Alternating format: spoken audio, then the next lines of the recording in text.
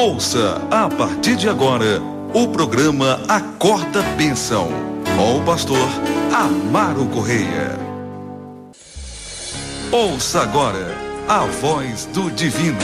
São Mateus, capítulo que mais uma vez nos mostra a deidade de Jesus.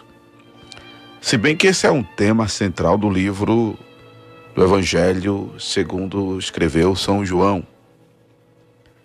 A proposta de Mateus é de evangelizar, né, os judeus, como já dissemos. Por isso que Mateus, inclusive, evita usar a expressão reino de Deus e usa com frequência a expressão reino dos céus, porque ele foi escrito para os crentes judaicos. Foi escrito para os crentes judaicos. E preservando o princípio de não usar o nome de Deus em vão, ele evita de usar a expressão reino de Deus e usa a expressão reino dos céus, que é a mesma coisa, é o mesmo reino. Né? Louvado seja Deus. E neste evangelho, Mateus, ele declara repetidas vezes que Jesus é o filho de Davi. Ele é o filho de Davi. Ele aponta essa linha messiânica de Jesus para os judeus, respaldado exatamente na profecia, né, de que o reino de Davi subsistiria e que viria como renovo. Louvado seja Deus. Ele não é um evangelho exclusivamente judaico, porém Mateus visa, em última análise,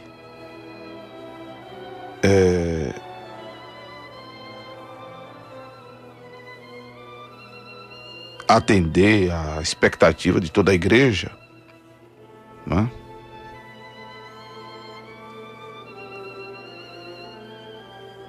E dar um parecer, assim, vamos dizer, desse escopo universal do Evangelho.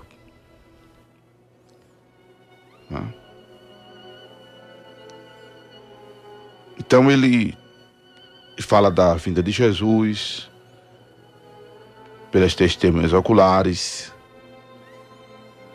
Ele assegura aos leitores que Jesus é o Filho de Deus, é o Messias esperado desde o remoto passado pelos profetas do Antigo Testamento. Ele demonstra o reino de Deus se manifestando em Jesus de maneira assim incomparável. Louvado seja Deus. E deixa claro que Israel, na sua maioria, rejeita a pessoa do Senhor Jesus, rejeita o seu reino, se recusa a crer nele, por ele ter vindo como um Messias espiritual e não político. Então, o tratado de Mateus não é falar propriamente dito da deidade de Jesus, coisa que João trata com muita propriedade. Mas ele não deixa passar em branco esse episódio, esse fato, aliás, esse fato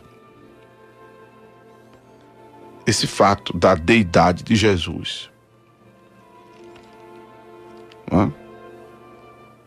Por isso que ele menciona episódios como o da transfiguração. A transfiguração é o momento em que o Senhor Jesus, no monte, com Pedro, Tiago e João, o seu rosto resplandece como o sol e as suas vestes se tornam brancas como a luz. E aí aparecem Moisés e Elias falando com ele. Moisés, que não se sabe onde o seu corpo foi sepultado, conforme está escrito em Judas, versículo, né? De número 9, Judas, que é o livro antes de Apocalipse, depois de 3ª de João, quando diz que o arcanjo Miguel contendia com o diabo e disputava a respeito do corpo de Moisés. Miguel não ousou pronunciar juízo de maldição contra ele, contra o diabo, mas disse: o Senhor te repreenda. Que o diabo queria saber, né?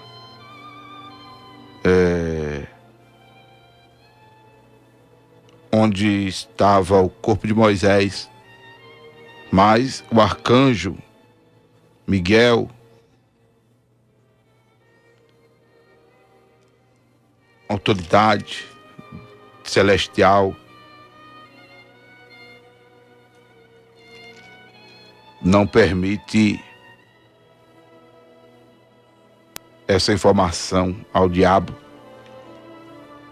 E aí não se sabe onde Moisés foi sepultado, porque senão a idolatria a Moisés seria maior do que existe entre os judeus, né? A idolatria a Moisés seria muito grande.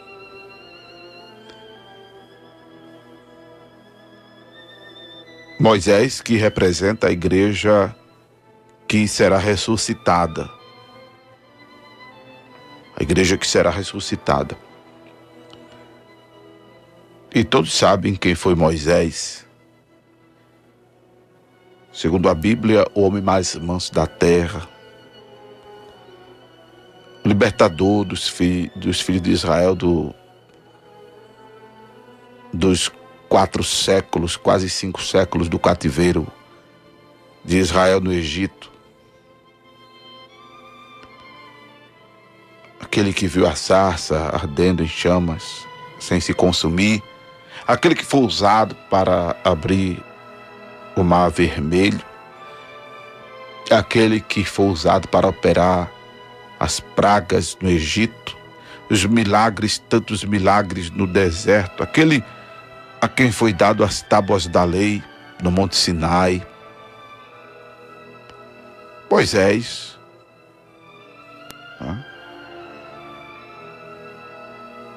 Louvado seja Deus. Ele aparece ali. É quando dizem que ele não entrou na terra prometida em vida ou antes de morrer, mas entrou em espírito. Em espírito. E essa aparição de Moisés tipifica exatamente a ressurreição, a grande ressurreição que haverá quando a trombeta tocar. Mas aparece também Elias. Já este não morreu. Esse foi arrebatado de uma carruagem de fogo. Profeta Elias, muito mencionado pelo desafio que fez aos profetas de Baal, que clamavam de noite e não vinha resposta do céu, mas quando ele, Elias, mandou que fosse derramado água sobre o altar, que também havia sido levantado em desafio aos profetas de Baal, e mandou que se derramasse por diversas vezes água sobre o altar, sobre a lenha, ao ponto de um rego ter sido feito ao redor do altar e o rego encher de água. E mesmo assim ele ora a Deus e vem fogo do céu, como resposta de que o Deus de Elias era o Deus verdadeiro. Elias que aqui aparece e figura a igreja que será arrebatada, os crentes vivos que serão transformados num abrir e fechar de olhos e subirão ao encontro do Senhor Jesus nos ares. Eles aparecem no momento da transfiguração de Jesus, no momento em que o rosto de Jesus resplandece como o sol, coisa que havia acontecido a Moisés, inclusive, em um dos momentos que ele esteve no Sinai, que as pessoas não podiam, inclusive, olhar para ele.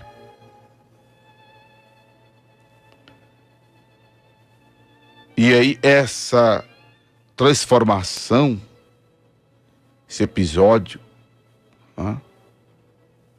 marca, inclusive, esse momento espiritual, esse momento glorioso em que Mateus faz questão de relatar para apontar a deidade de Jesus. Aí você diz assim, então Moisés era divino? Não, aliás, sim, Moisés veio de Deus, ele foi enviado por Deus, divino nesse aspecto. Só que aqui estamos falando da deidade de Jesus. Você que me ouviu na abordagem do capítulo 16 de Mateus, quando eu me refiro à deidade de Jesus, me refiro ao fato de Jesus ser Deus. Ser Deus, diante do qual vão estar os vivos e os mortos, como estava aqui, Moisés e Elias. Moisés e Elias, que inclusive Pedro vê, o qual toma a palavra e diz que era bom estar ali, e até sugere que fosse feitas 3 tendas, uma para o Senhor Jesus, uma para Moisés e uma para Elias. Quando ele ainda falava, uma nuvem luminosa os encobre, e da nuvem sai uma voz que diz: este é o meu filho amado, em quem me comprazo, escutai-o. E quando os discípulos ouviram esta voz, caíram sobre seus rostos e tiveram grande medo. Louvado seja Deus. Jesus se aproxima dos discípulos, levanta-os e lhes diz: não tenhas medo. E quando ele ergue os olhos, ninguém vê senão a Jesus, que pede para que eles não contem aquela visão a ninguém, até que o Filho do Homem fosse ressuscitado dos mortos. Louvado seja Deus.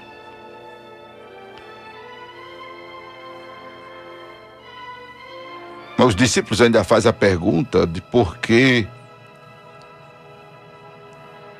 diziam os escribas que é mister que Elias viesse primeiro.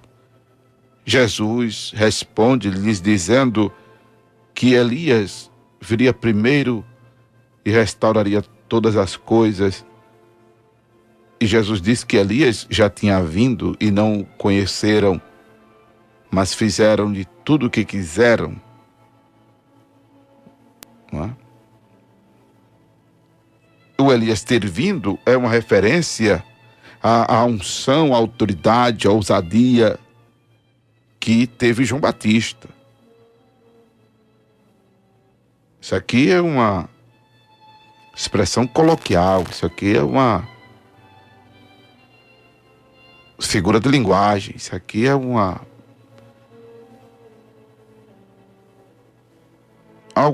figura de linguagem do tipo assim, porque são tantas figuras de linguagem que nós temos na língua portuguesa, e não lembro agora exatamente qual, mas ainda vou ousar a dizer que está próximo de uma metáfora, né? Porque tem metonímia, tem tantas outras figuras de linguagem. Porque Elias, na verdade, não volta da trasladação. Elias não volta da trasladação. Como se também Moisés voltasse dos mortos. Né? Não. Elias foi trasladado, Moisés morreu, e ambos estão esperando o toque da trombeta para que, junto com a igreja que vai ser arrebatada, nos encontremos com o Senhor nos ares e assim estejamos nos céus. Mas quando Jesus disse que Elias já veio, refere-se à figura de João Batista, que viria como restaurador, que foi o papel de João Batista. Não é? Que foi morto, teve a cabeça degolada, mas não teve depois dele alguém com a ousadia que teve João, preparando exatamente o caminho do Messias.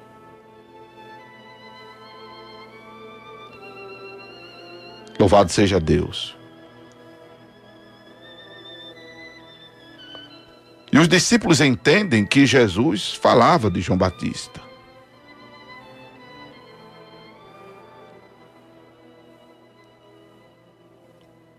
Mas Mateus registra essa transfiguração, esse momento do rosto do Senhor Jesus resplandecendo como o sol, e suas vestes se tornando brancas como a luz. E ele ali, entre Moisés e Elias, e a nuvem, e a voz, né, dizendo: este é meu filho amado, em quem me comprazo. Expressão essa usada no momento em que Jesus entra no Jordão para ser batizado por João Batista, e que vem o Espírito Santo em forma corpórea de pomba e pousa sobre ele, e a voz do céu dizendo: este é meu filho amado, em quem me comprazo.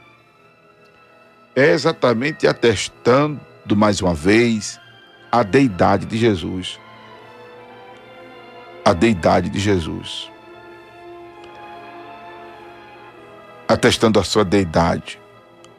A figura humana que estava ali, porque ele, quando Deus assume forma humana, ele torna-se semelhante a nós, e semelhante a nós, ele torna-se inferior aos anjos. Paulo explica isso escrevendo aos Filipenses. E aí temos nessa pessoa 100% de natureza humana. É quando a expressão filho do homem, usada no versículo 9, refere-se à natureza humana de Jesus. E temos a natureza divina, 100% divina, que para muita gente entender e assimilar o fato de Jesus ser Deus, não ser uma segunda pessoa divina, e se inculcarem, porque como é que então a voz sai da nuvem dizendo que ele é filho, filho amado? Não é o Pai quem está falando? Não é o Pai quem está falando? Então, se o Pai está falando a ele, Jesus, ele não é uma segunda pessoa, ele não é uma espécie assim de segundo Deus? Não, senhoras e senhores. Não. Porque estamos falando de um ser soberano, de um ser poderoso, que se manifesta simultaneamente, ou seja, se manifesta ao mesmo tempo, de diversas maneiras e formas. Se manifesta ao mesmo tempo de diversas maneiras e de diversas formas. Como no batismo do Senhor Jesus, ele estava em forma humana, o Espírito, porque Deus é Espírito. Entenda que Deus é Espírito, está escrito em João 4:24. E é Espírito, o único Espírito onipotente. Eu não quero nem frisar aqui a onisciência, a onipresença, a imansidão. Eu quero frisar aqui a onipotência. O único que pode todas as coisas. Ele pode estar agora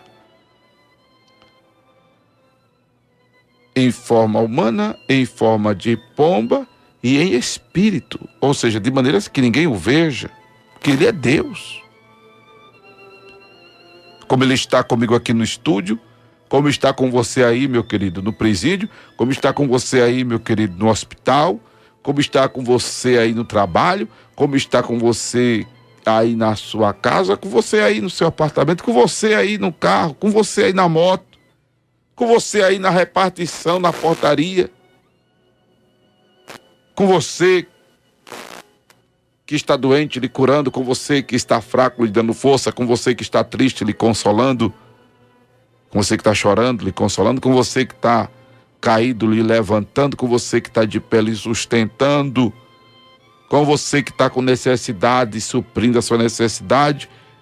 É Deus, estamos falando de Deus, que não está circunscrito ao espaço, ao tempo e à lógica da mente humana. Estamos falando de Deus, senhoras e senhores. É difícil entender isso? É difícil assimilar isso? Pela mente humana, é. Mas aí assimile pela fé. Aceite. Simplesmente. Porque Deus não se explica. Não é?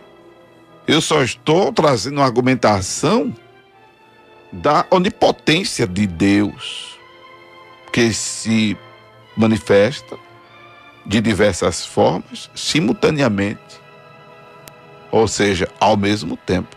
É a única palavra que eu posso dar a você.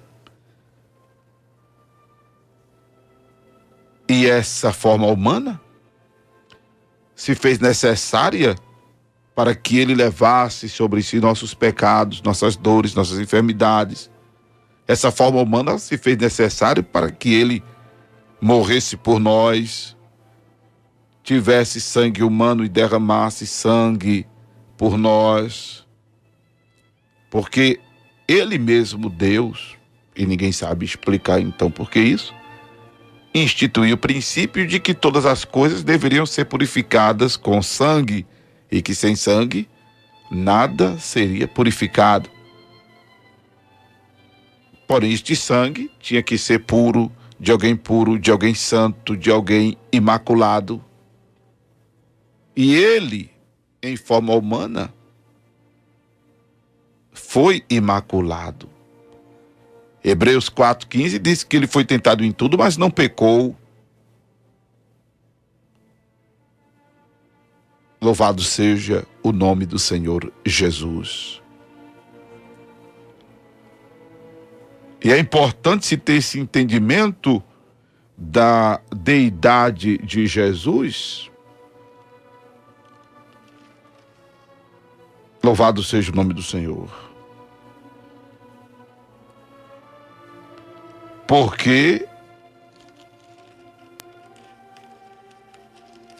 esse entendimento faz com que nos apeguemos a Ele, né? Louvado seja Deus.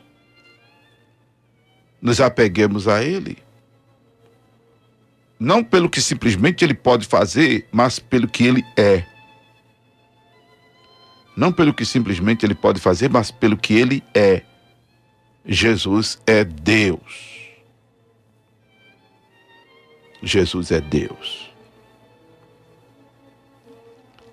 E como Deus, os anjos são subordinados a Ele, que dirá os demônios? Que dirá os demônios? E aí,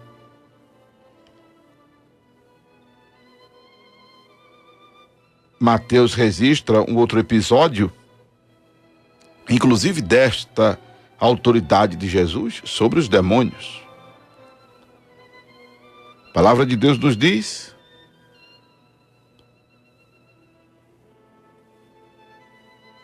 que um homem se aproxima dele, pedindo-lhe por misericórdia pelo filho lunático que sofria muito e que muitas vezes cai do fogo, muitas vezes na água.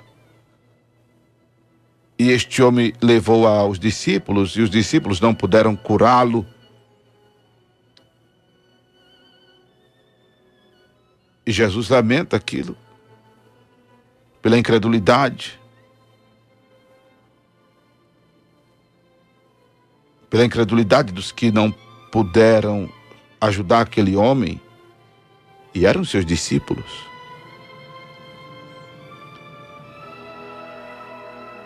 E a gente já viu no capítulo 16 que os discípulos, até Pedro pronunciar a revelação divina de que ele era o Cristo, filho do Deus vivo, os discípulos não sabiam ao certo quem Jesus era. Quando uma vez perguntaram ao próprio Jesus, perguntaram entre si, né? Quem é este que até o vento e o mar lhe obedece?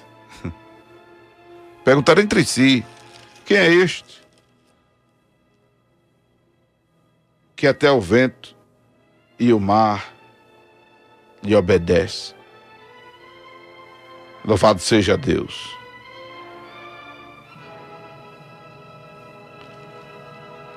E os discípulos tinham muito entendimento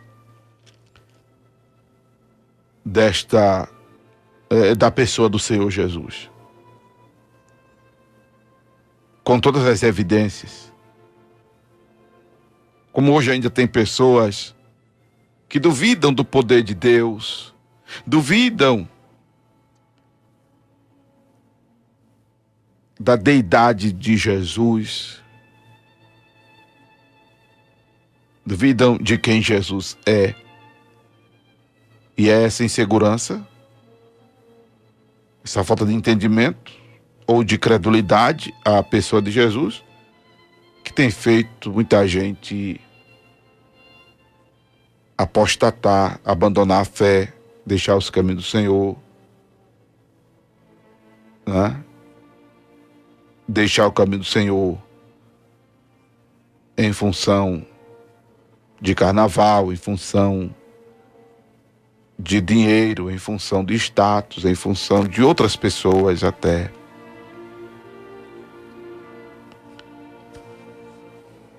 Por Jesus não significar nada para essas pessoas.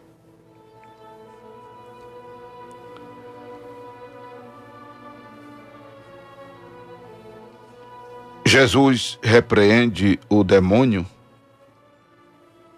que sai do menino, e pela saída do demônio do menino, logo o menino é sarado. Os discípulos aproximam-se de Jesus em particular E perguntam por que não puderam expulsá-lo. Não puderam expulsar o demônio. Ao que Jesus respondeu: por causa da pequenez da fé deles. Porque se tivessem fé como um grão de mostarda, e eu estava vendo o grão de mostarda é uma semente pequenininha mesmo, pequenininha mesmo. Mas Jesus disse que se eles tivessem fé do tamanho do grão de mostarda, diriam ao monte: passa daqui para acolá, e o monte haveria de passar, e nada lhe seria impossível. Porém, a casta de demônio não seria expulsa senão pela oração e jejum. Oração e jejum. Obviamente, quem expulsa demônio é o nome de Jesus. A gente aprende isso quando lê Mateus capítulo 16. Aliás, Marcos capítulo 16. Marcos 16, versículo de número 17. Que os sinais seguirão os que crerem, e em o nome de Jesus expulsarão demônios. Jesus falando: em meu nome expulsarão demônios. Por que no nome de Jesus? Porque os demônios sabem quem é Jesus. Conforme já vimos neste Evangelho de Mateus, não é? Os demônios sabem que Jesus é Deus. Louvado seja o nome do Senhor. Os demônios sabem que Jesus é Deus. Não é? Mateus capítulo 8, a gente viu isso. Mateus capítulo 8, quando Jesus esteve na cidade de Gadara, que os demônios que estavam naquele homem diziam: que temos nós contigo, ó Jesus, filho de Davi? Vieste aqui atormentar-nos antes do tempo? Os demônios sabiam quem estavam falando, né? Então, voltando a Mateus capítulo 17, quem expulsa demônio é o nome de Jesus. Agora, para nós que fazemos uso deste nome, precisamos ter fé. Precisamos ter fé para que, em o nome de Jesus, nós tenhamos ousadia. Nós tenhamos ousadia. Porque dizer ao monte: ergue-te daqui para acolá, precisa ser ousado. Precisa ser ousado. Não é remover o Alto Pascoal, Terezinha, José Bonifácio, Alto do Cristo,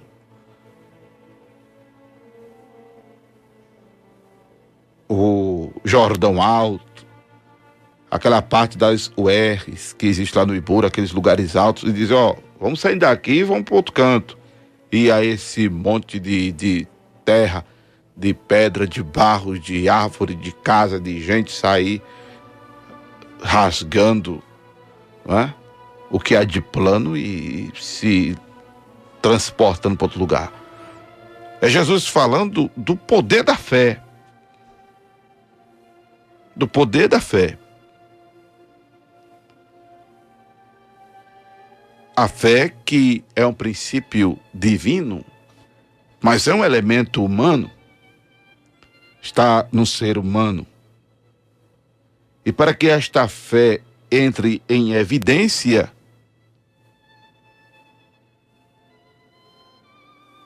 para o uso do nome de Jesus, a oração e o jejum gerará em nós um dispositivo psicológico que nos dará, assim, uma espécie de garantia, de coragem, para que nos tornemos ousados. Ousado. Quando eu falo de ousadia, eu me lembro agora de quando Jesus estava em Cafarnaum, que se dirigiu para o paralítico e disse: filho, perdoados estão os teus pecados. E ali os escribas e fariseus começaram a murmurar. Aí Jesus disse assim: qual é mais fácil, dizer perdoados estão os teus pecados ou dizer ao paralítico levanta e anda? Mas para que vocês saibam que o Filho do Homem tem na terra poder para perdoar pecados, paralítico, levanta e anda. Veja a ousadia. O paralítico levanta e anda.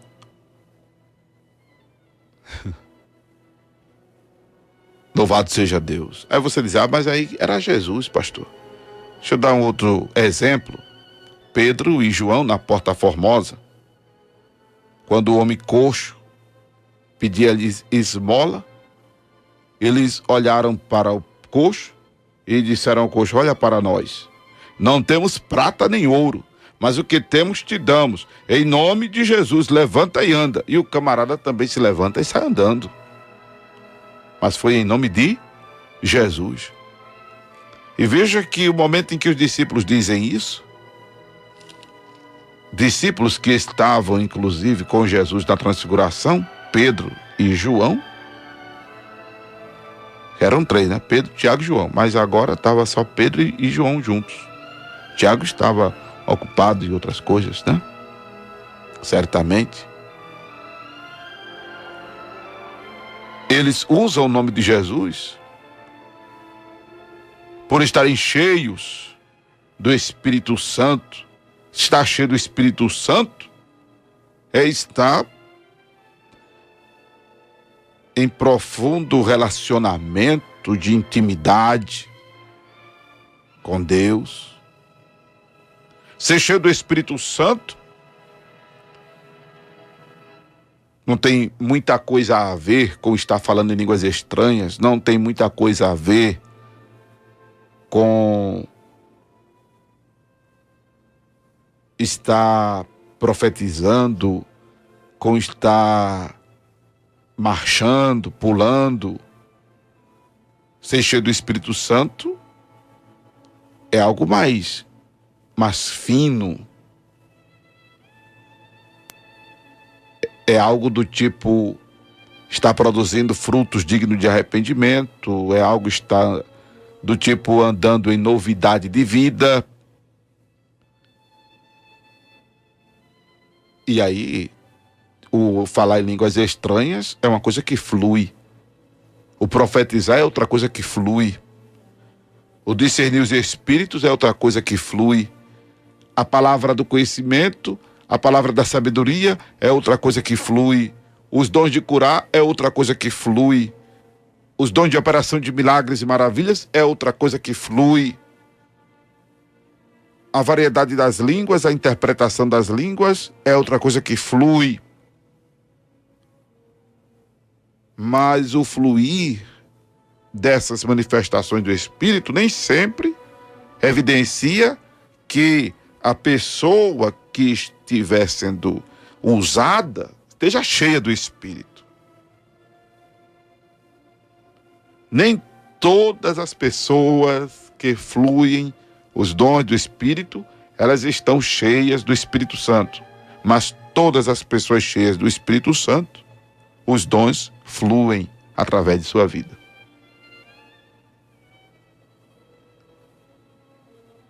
Louvado seja Deus. E o orar, o estar orando, não é uma oração assim, boa noite Jesus, boa tarde Jesus, bom dia Jesus. Essas oraçõezinhas aí que a gente faz de 5 minutos, de 10 minutos. Não, é o viver em oração. É o viver em oração. E o jejum aqui que Jesus fala, também não é você jejuar assim 24 horas ou 48 horas ou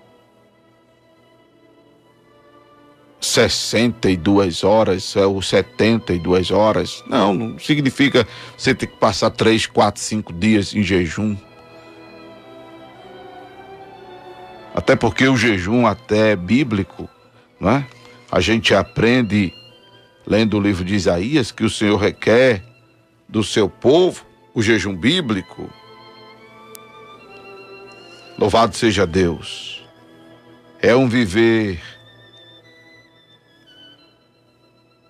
sociavelmente sarado, né?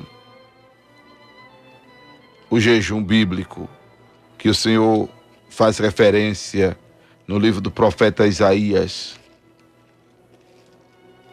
é sermos generosos, é sermos prestativos, é sermos perdoadores, compadecedores, misericordiosos, não é? Este é o jejum que o Senhor quer de nós. Louvado seja Deus. Se eu achar essa referência em Isaías, para voltar aqui a falar desse jejum, que é abstinência, sim, de alimento. Existem vários tipos de jejum na cultura judaica. O parcial, o absoluto, né, ou também chamado total. Mas em ambas as situações é abstinência a alimento. É abstinência a alimento. E quando você se propõe a fazer jejum, há um abatimento físico. E esse abatimento físico aciona em nós o psicológico da dignidade, do tipo assim, eu estou fazendo por onde merecer isso.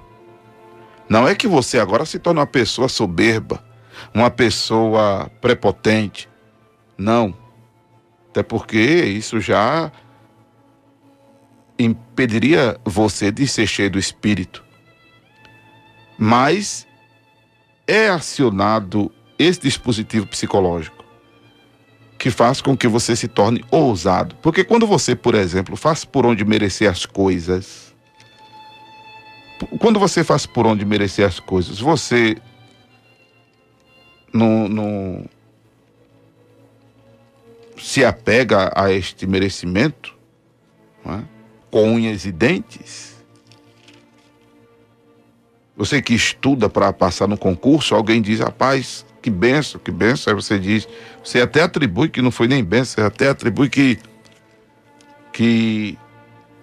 estudou porque passou, não. Aí você diz, eu fiz por onde merecer, eu estudei, não é? Eu estudei, você diz. Eu lutei para ter isso, eu lutei para ter aquilo outro, não é? Isaías 58, obrigado, minha querida Iris. O jejum é este que eu escolhi aqui, ó. Isaías 58, 6. Que solte as ligaduras da impiedade, que desfaça as ataduras do jugo, que deixes livres os quebrantados, que despedace todo o jugo.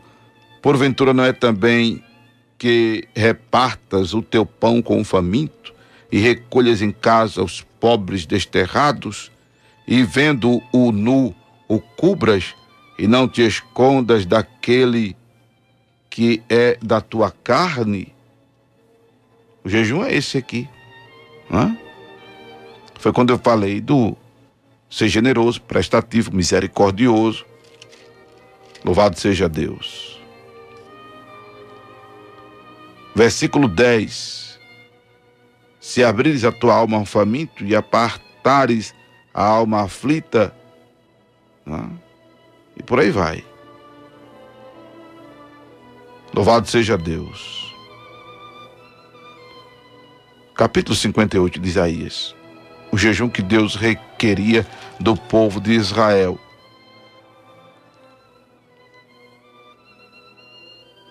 E aqui, versículo 3 fala de afligir a alma. Porque jejuamos nós e tu não atentas para isso? Porque afligimos nossa alma e tu não sabes?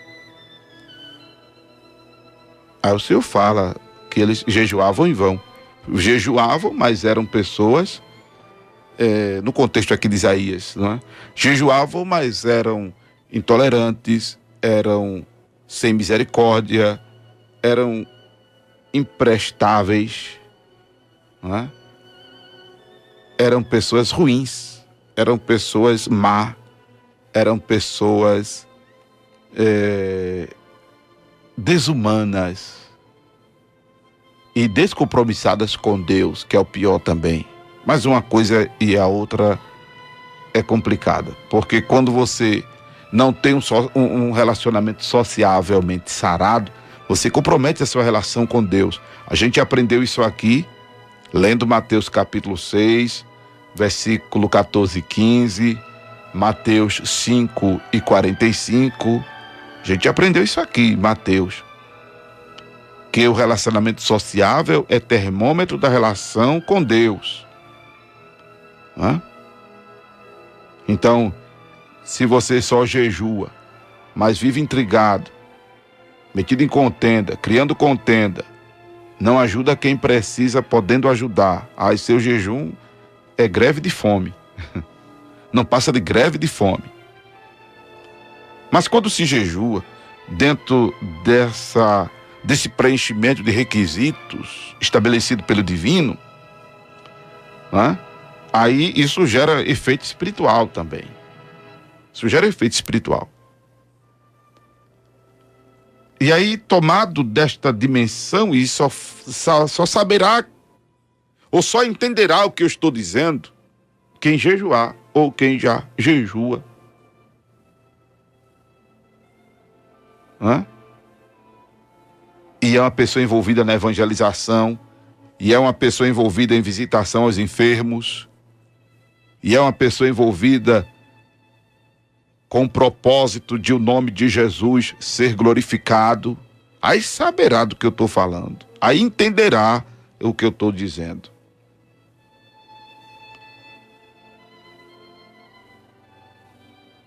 Mas aí Mateus pontua esse episódio para mostrar que Jesus é Deus e os demônios são sujeitos a ele. Mas aí ele também compartilha o lado humano, que é quando ele registra o episódio de Jesus pagando tributo, não é? Quando Jesus, em Cafarnaum, Pedro e os que cobravam as dracmas dizem: o vosso mestre, né? Chega para Pedro e diz: o vosso mestre não paga as dracmas? Disse ele: sim. E entrando em casa, Jesus se lhe antecipou, dizendo: que te parece, Simão? De quem cobra os reis da terra os tributos ou impostos? Dos seus filhos ou dos alheios? Disse-lhe Pedro: dos alheios. Disse-lhe Jesus: logo estão livres os filhos. Mas para que não escandalizemos, vai ao mar, lança um anzol, tira o primeiro peixe que subir, e abrindo a boca encontrarás um estáter. Toma-o e o dá por mim e por ti. Isso aqui é o lado exatamente sociável de Jesus, o lado humano de Jesus. Quem cobrava imposto eram os romanos. Eram os romanos. E quem fazia esse papel eram os publicanos. Lembram de Zaqueu? Zaqueu era publicano, cobrador de imposto.